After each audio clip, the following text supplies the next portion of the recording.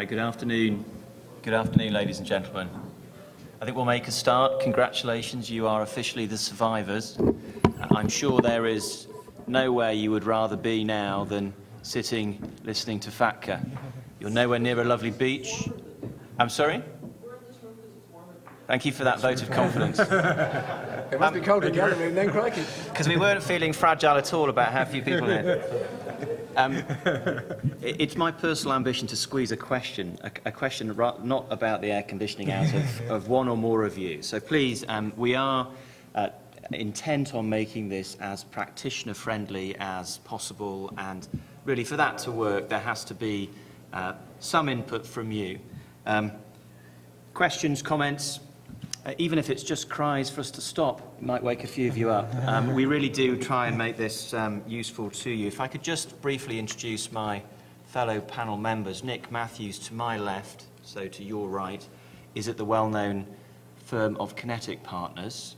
Nick has worked in Los Angeles and then, fortunately for him, was in Cayman for the glory years, 2008 to 2010, and no surprise, has taken appointments as a liquidator. He's now based out of the London office of Kinetic and heads up their forensic arm and also their FATCA initiatives. On my right, so your left, is my colleague, I'm getting that right, it is quite late in the afternoon. I'm right here. My colleague Sean Casey from the New York office of our firm. Sean is a US trial lawyer and former AUSA from the Eastern District of New York. And fortunate as I am, if fortunate is the right word, I work with a lot of former federal prosecutors in my firm, and even a thick-skinned Brit like me has picked up on the fact that there are nuanced differences between the Eastern District of New York and the Southern District of New York. And Sean and the others from the Eastern District are much more the street fighters than the cerebral Southern District of New York. So in addition to that, Sean was, prior to then, senior counsel in the enforcement division of the Securities and Exchange Commission. So on any view, I think that makes him officially a scary person. Formerly a scary person. He's in private practice now. I am, last but not least, I hope, I am a litigator, a British barrister, English barrister by original training, and the Caribbean has been my backyard for the last 15 years or so.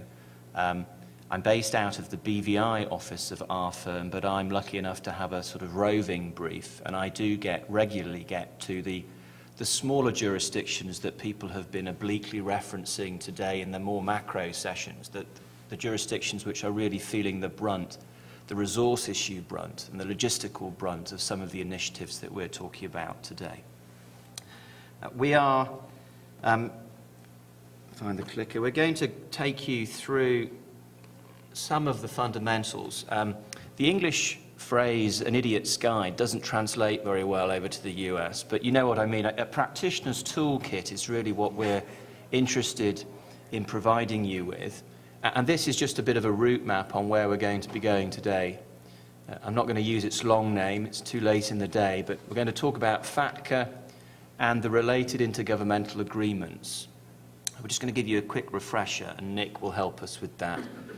Then the scary man to my right will take over in relation to how nasty the US Department of Justice can be, in Switzerland in particular. And Nick will also then deal with the English initiatives, HMRC.